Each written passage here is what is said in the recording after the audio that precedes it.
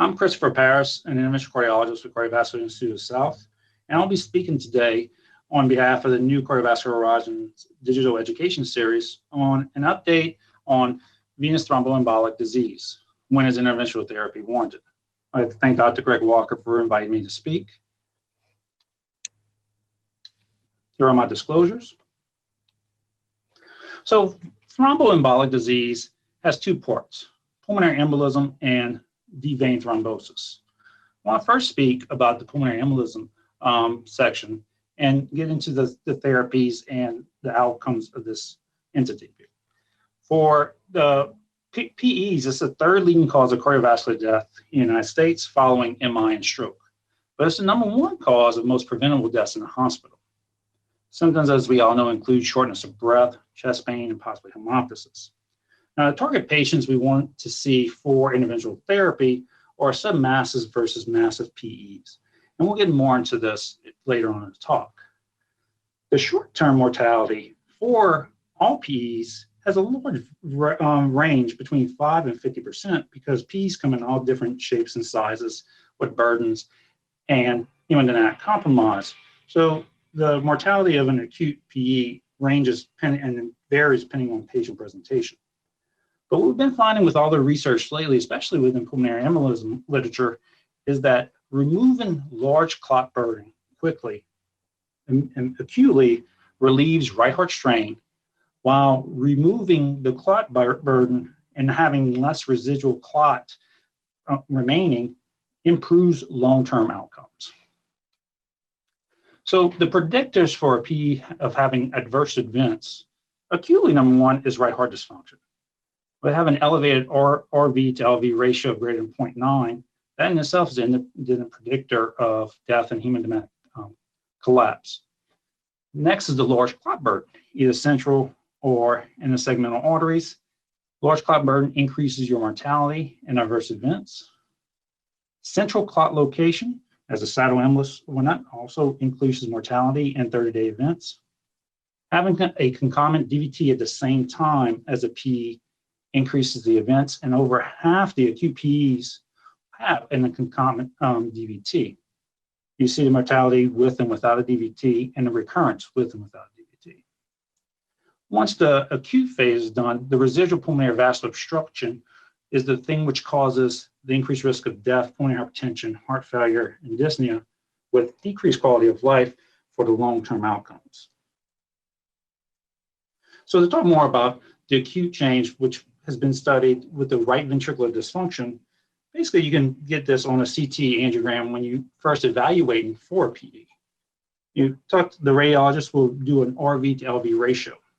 Anything of 0.9 or greater RV to LV ratio is an independent predictor of death and hemodynamic collapse. Every 1/10 of a point increase from 0.9 increases the odds ratio for death at 1.14.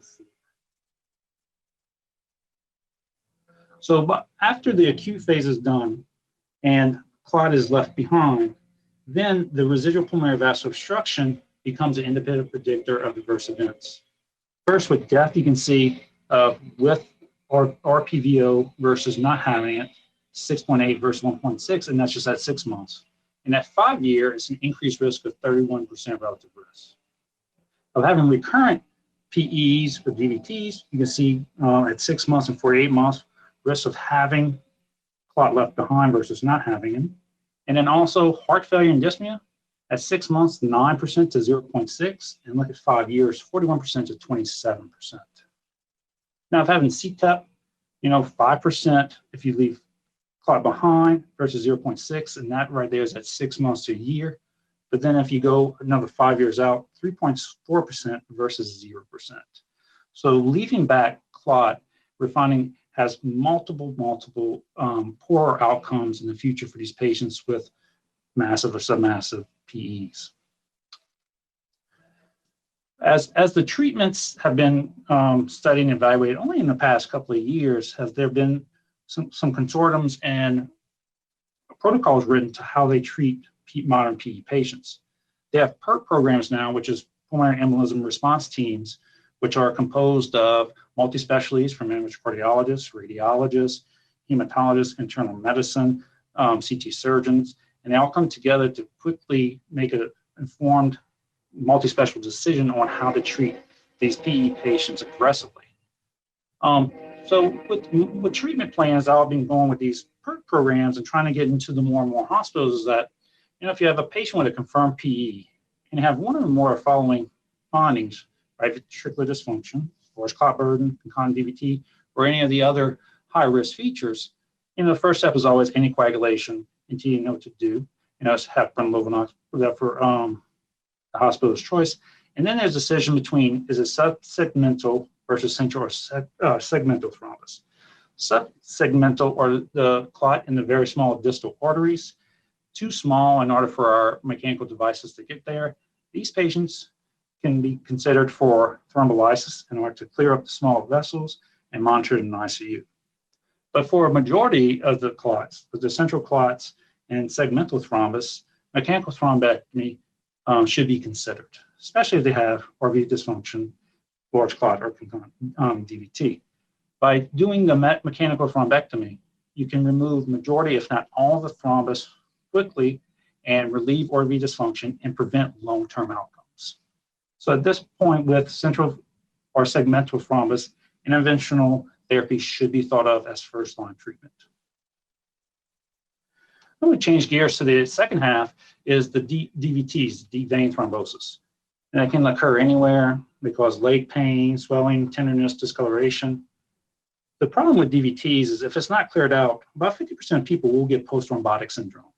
And if anyone who treats patients with chronic low extremity edema, venous insufficiency, this is a life-limiting disease which causes pain, pressure, venous ulcers, and other things to go along with it. A study done back in 2004 showed 90% of patients were unable to work 10 years from their initial lower thrombus burden DVT, especially the iliofemoral patients, due to just pain and chronic low extremity swelling with venous ulcers. There's also evidence from the recent CAVIT and ATTRACT studies that suggest early intervention in the iliofemoral DVT areas minimize the risk and severity of post-thrombotic syndrome, which makes sense. By removing the clot, you don't have any, you have restoration of flow and no hiatus for further clot development. And it's talking about the residual venous obstruction. It's very common after treatment with existing DVT interventions. If we just do anticoagulation or medication, there was a literature review with 7 peer-reviewed studies with over 3,000 patients. RVO was very common after just with anticoagulation or just thrombolytics alone. The anticoagulation thrombolytics, they work on the acute clot, but the moderate to older clot stays there, hardens, and becomes obstructive for years to come. And RVO is also an independent risk factor for death, recurrent VTE, post-thrombotic syndrome, and venous stent failure if that is needed in the future. So you see independent for death for RVO, because they have higher risk of having a recurrent DVT, which could become a PE. As I said, with recurrent PE or DVT, 74% or more likely to have a clot if the clot isn't completely resolved. Post-thrombotic syndrome is worse with patients with residual clot, as the mainstay, the major central venous structures are occluded, and now the peripheral collateral vessels now have to take on the burden of the central blood flow. And venous stent failure. So when venous stents are released, most are released with only, can we stop that for a second? Can we do this slide over? Yeah, go ahead. Right. So when you look at residual venous obstruction, this is also an independent predictor of adverse events. But first is death. So with death comes the chance of having recurrent DVTs and PEs, which leads to death. Also, as I just said before, recurrent DVTs and PEs, with complete resolution, there's a 74% less likelihood of having a recurrent PE or DVT with all the residual clot removed. If residual clot remains, these patients have a higher significant severity post-thrombotic syndrome, as the main central venous structures are occluded or have significantly decreased flow. So now the collaterals have to uptake this flow, which leads to venous insufficiency ulcers.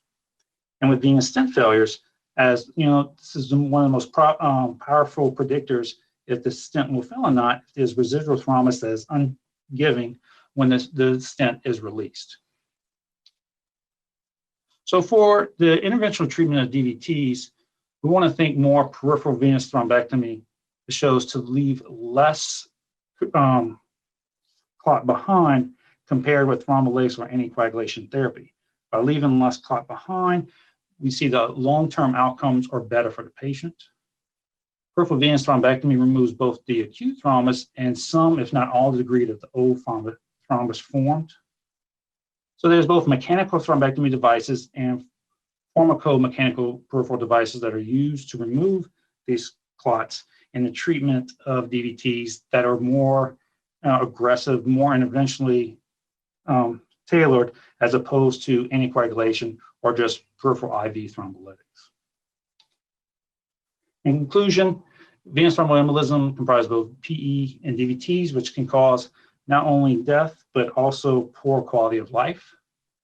In both the PE and DVTs, residual thrombus that's not removed causes the patients the greatest long-term morbidity and mortality. Interventional therapies should be the first-line treatment for massive or submassive PEs and patients with extensive iliofemoral DVTs in order to reduce the clot burden and prevent long-term poor outcomes. Here are references. Thank you.